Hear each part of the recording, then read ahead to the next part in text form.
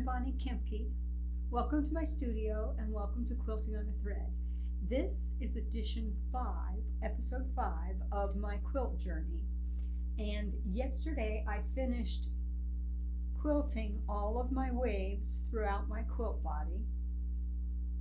And I do what I always do. I take my quilt then off of the frame and I set it out on my cutting table and I go across my quilt, both front and back, looking for any issues where I might have had tension that went wobbly, or where I might have misstitched something that to me is going to be a real showstopper. Most of the things, like if I have a jog in my stitch or something like that, I'm going to leave that alone.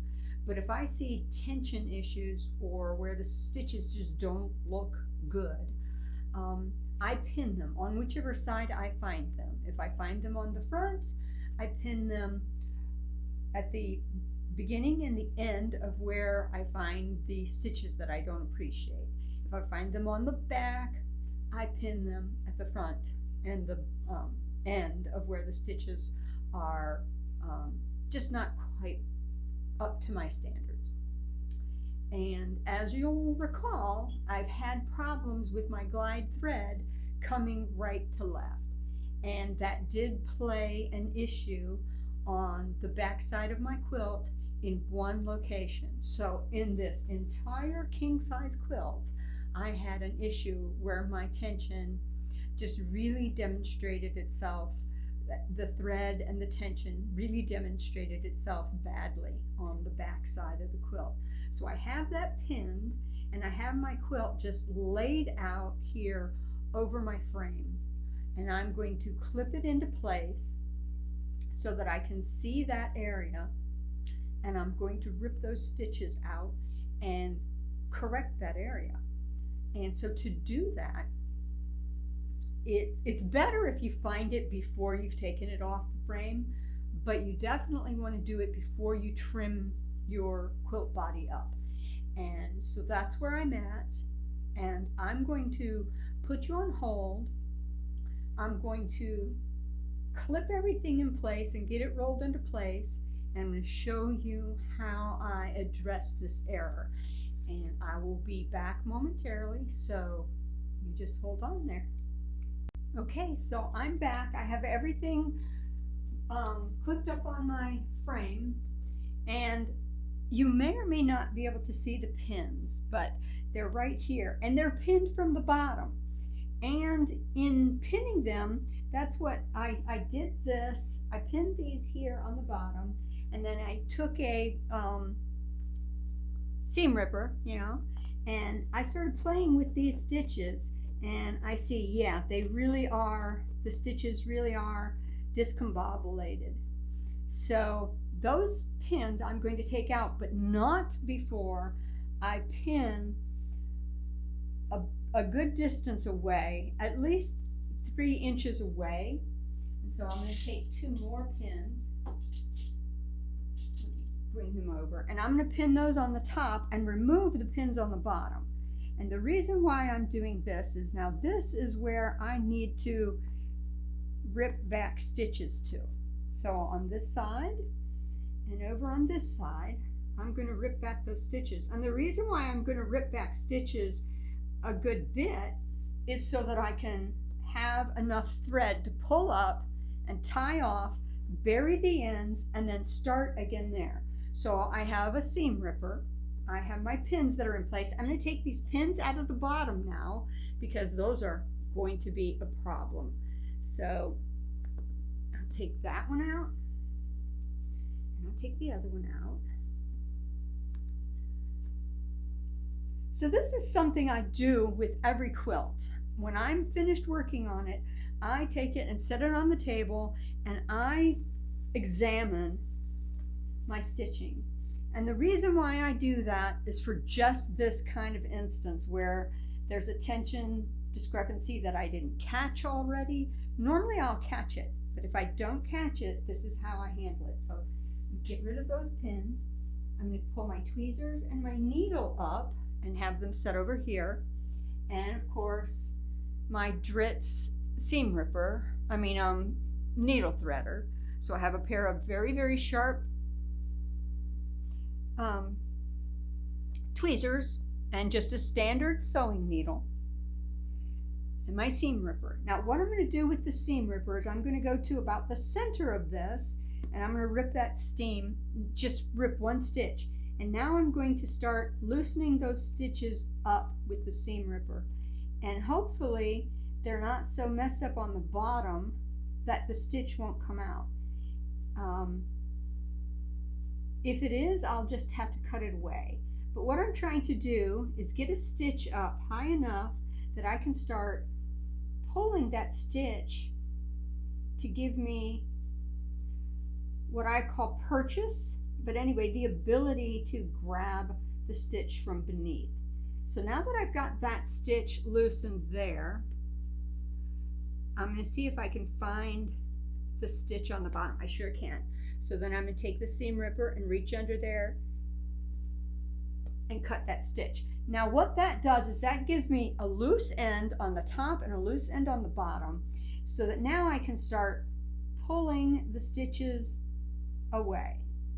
And I just want to ease the seam ripper under the completed stitches and try to separate them from the stitches below.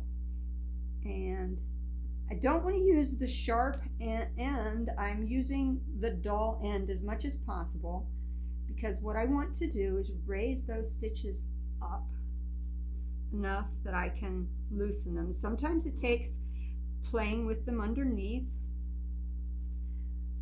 but I'm just trying to get the bad stitches out of the way.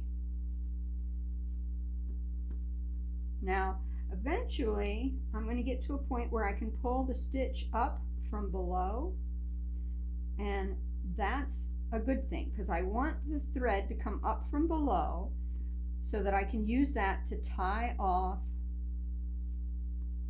and bury my ends. So it's just a matter of wiggling and working and reaching underneath to loosen the mess that the stitches had become. And so I just keep playing with that. So it's not that hard, and it's easier to do on the frame than it is sitting at the table. And I used to do this when I would hand quilt and I would see stitches that worked out wrong. I would do the same process with my hand stitches.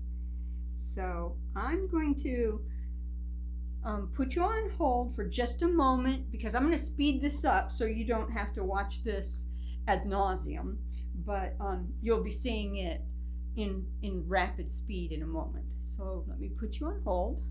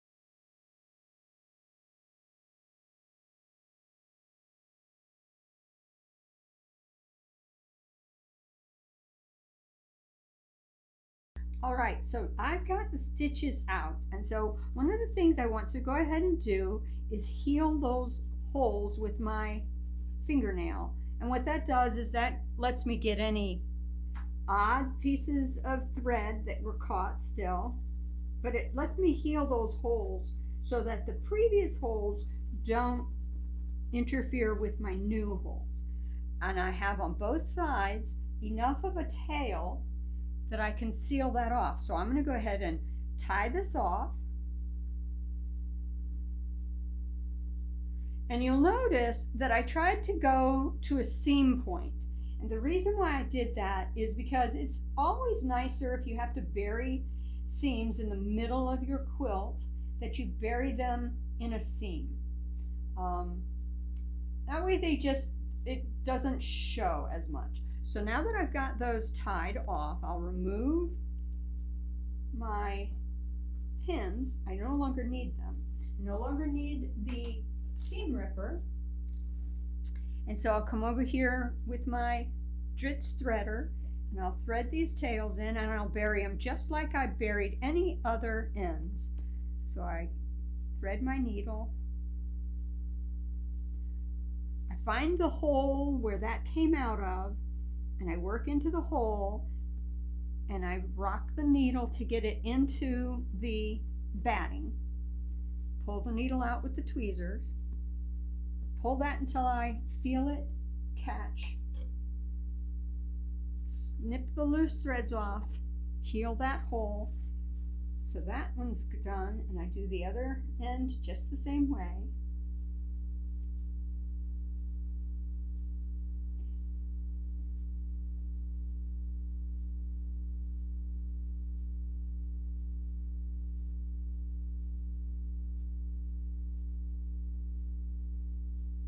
I keep losing my thread. Just a minute. There we go. Got my tails. And that's a danger too. When the thread has been worked, it's harder to capture it and feed it through your needle. So you have to be aware of that. So find my previous hole, go into the batting, rock the needle through the batting a couple of times, pull the needle out, bury the knot, trim the thread and heal the hole. Now I have that all cleared up.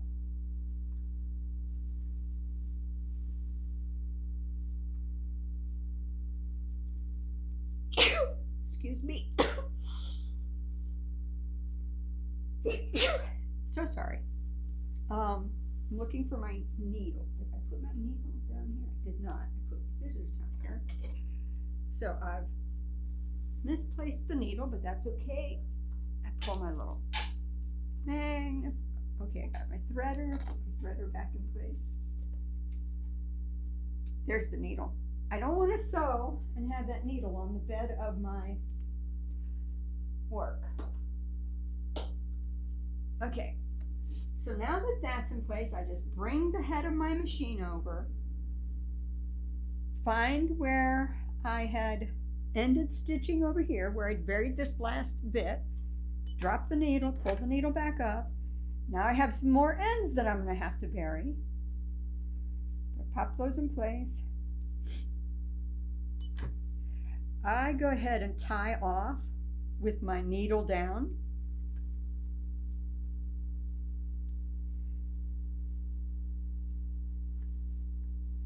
Pull that out of the way. Grab my ruler and try to replicate the bit of work that was underneath that. And there I have it. So then I just start stitching.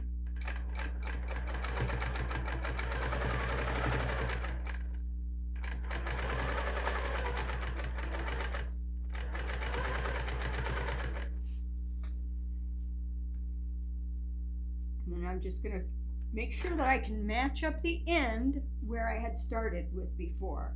So I had to adjust the ruler just a little bit to find that end. And there I go, and I found it. And my stitching.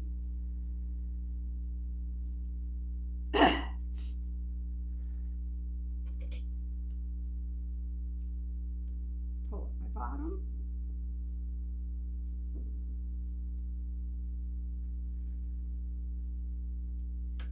Sewing machine out of the way.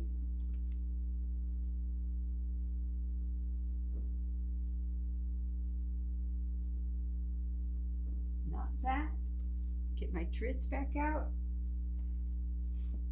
And my tweezers and needle back out. Don't need the broom anymore.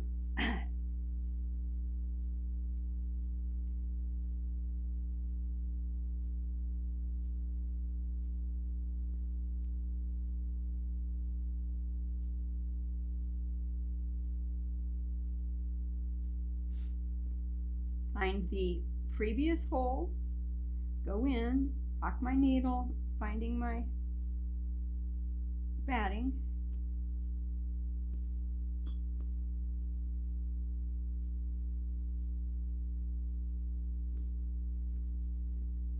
Bury, nip, heel.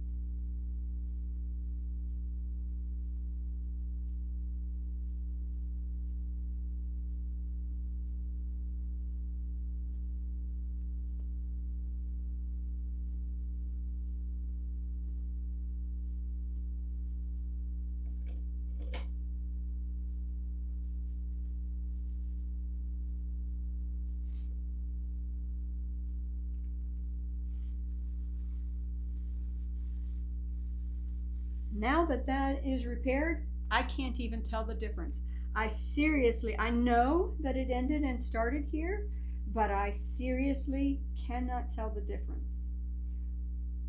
Now, on the back, I'm going to have to look and make sure that there were no remnants of thread that I didn't pull out, but I literally see no difference. And that's how I repair a blip in my quilting. I hope this resonates with you. I hope you find it helpful, and I hope to see you again here on Quilting on a Thread. Bye-bye now.